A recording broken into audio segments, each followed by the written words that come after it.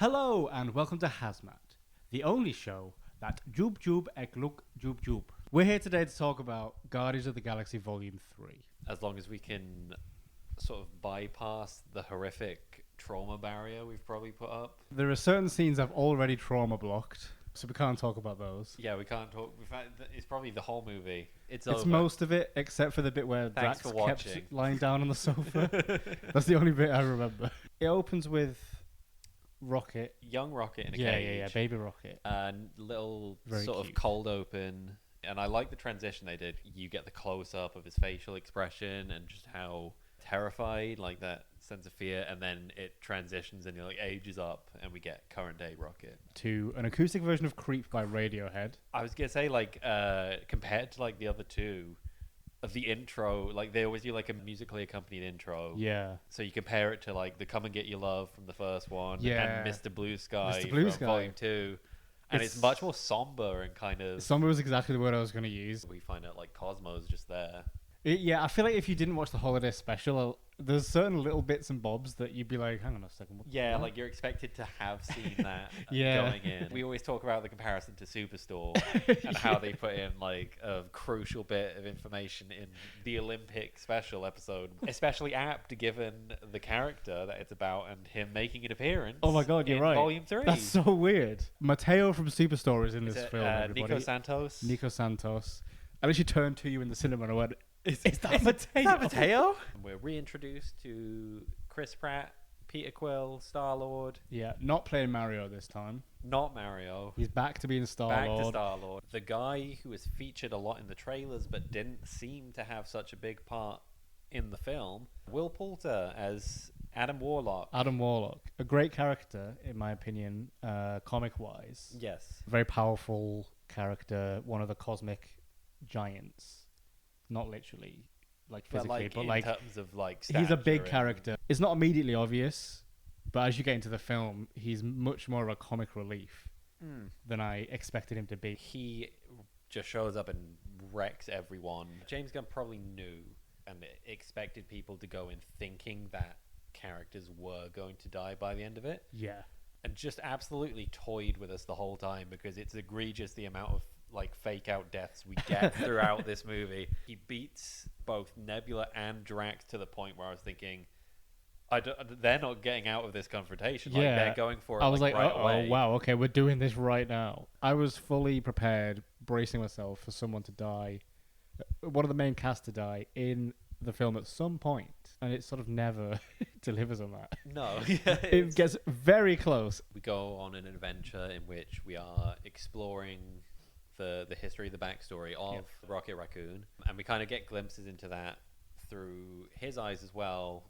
In what you'd call, I don't know whether you'd call them flashbacks or like, it's almost like dream sequences. There's sort of this romanticization, is that a word? Yeah. Of Yeah. he's playing with his friends in the cage.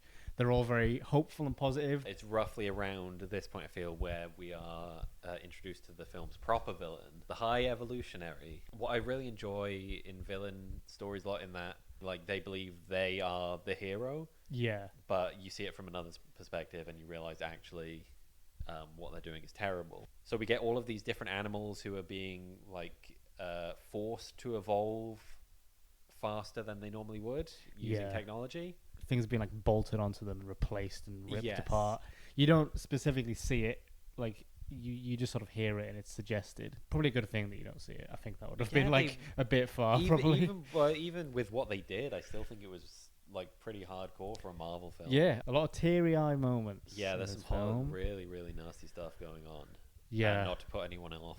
This film is sad in a lot of parts, except for when Drax keeps lying on the sofa. I love that part. And so they have to go to this big corporate headquarters, and it's a really cool sequence because we get reintroduced to Gamora.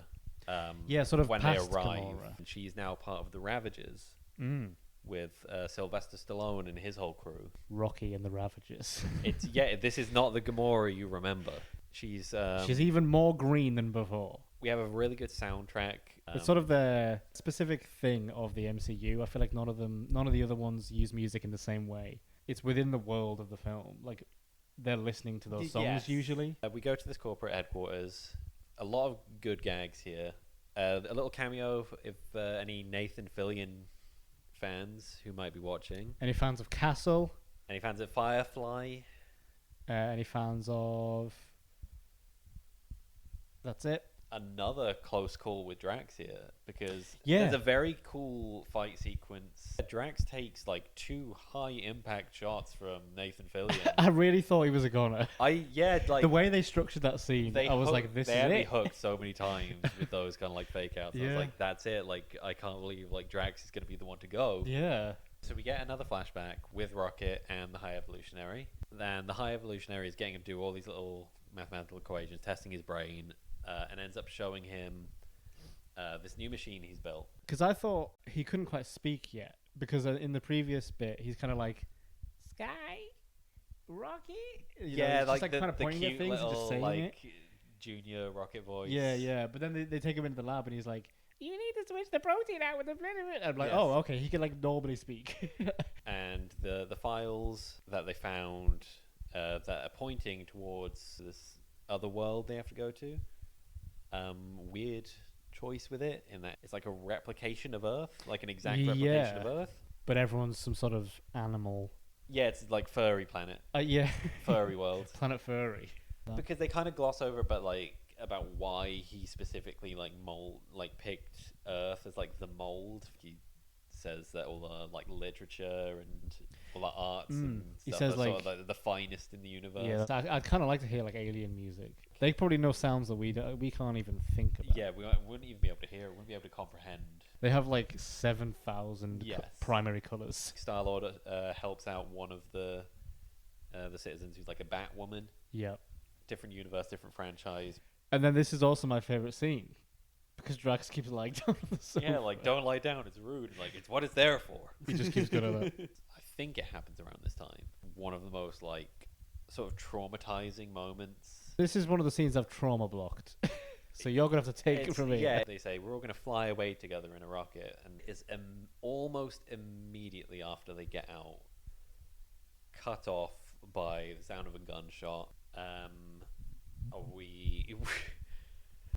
I'm guessing it was still like Bradley Cooper and doing the voice in the scene. Just the most like one of the most real and visceral like pained screams. Yeah. Really harrowing to see. I was sort of thinking at this scene, I was like, people are going to take their kids to see this Yes. film thinking it's the fun Guardians of the Galaxy and then get some like real shit. The rocket like freaks out, and it's like a rabid like chimpanzee Yeah. absolutely Going at him. mauls his face. But we come back to the High Evolutionary, and very cool scene just because of the Dr. Octopus group. He grows like several new arms, and like each arm has a gun, so he's got like he's like General Grievous with guns. Yeah, that was crazy. Like, where do you get those guns from? Were they just inside there? And then his escape plan is just like grabbing Nico Santos and jumping out the window. Yeah, and then Groot grows wings. Yes, yeah, he grows like He can sort of just do anything. yeah. In this Groot, film, he Groot just sort of has does become like a anything. shapeshifter. Yeah. We get like a sequence that's no longer like a flashback. Rocket, like it seems like he's losing grip on life, and we think, oh, this is the moment. Yeah. This is where we lose Rocket. I really thought it was going to happen. He's going with them. I really thought they were going to kill him off and it was going to become a revenge mission.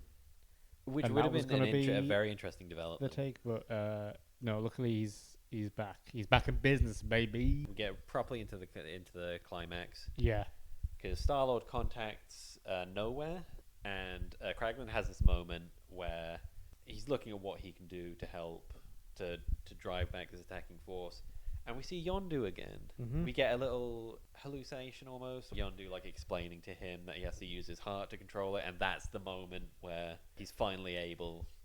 He's do it truly effectively. taken on this role now. He's finally taken on board the Yondu knowledge. And another sort of like, not a fake out death, but a concerning moment in that Nebula is piloting the High Evolutionary ships on their end. And she says it in such a demeanor that it's very stoic. Yeah, we said this afterwards. We were both like, we felt really weird in that scene where she's like, "From your comms," Yeah. in a kind of wistful way, where it seems like she's kind of prepared to like to make a that this is grand a suicide sacrifice. mission or something. Yes. Yeah, It's just the way it's delivered. but then it's so never bizarre. really It never suggested becomes that that's happening. Yeah, and it never becomes an issue. Yeah, weird. Rocket has his final confrontation with the High Evolutionary, and we do get a face-off between them. Quite literally. We see his real face, and it's really gross looking because it's like showing the damage that Rocket caused when he mauled his face. Yeah. And I was like, in the cinema, like, can they show that in a Marvel movie? It was very graphic and crazy, but I think it's almost like cartoonish, which I think is how they got away with it. The one that really got me, Yeah. Fake Out Death. Star-Lord's one of the last behind, drifting in the vacuum of space. It's very much like Yondu's death in Volume 2. He starts to kind of like choke and then freeze up, and it's really well done, and like it seems like they're actually going to go through with I really it. thought Like, they were doing take it, the yeah. heart and soul out of the team. Like, we did all the Fake Out deaths to build up to this real death.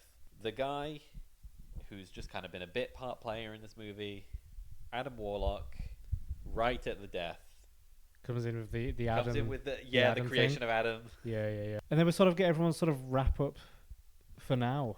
Sort of Yes, everyone it kind of is goes. moving on a bit. We get the passing of the torch moment from Star-Lord to Rocket. And then there's a dance party. It feels like a finale to the Guardians. The trilogy works as its own trilogy inside the MCU Yes. as well. You don't need too much outside knowledge.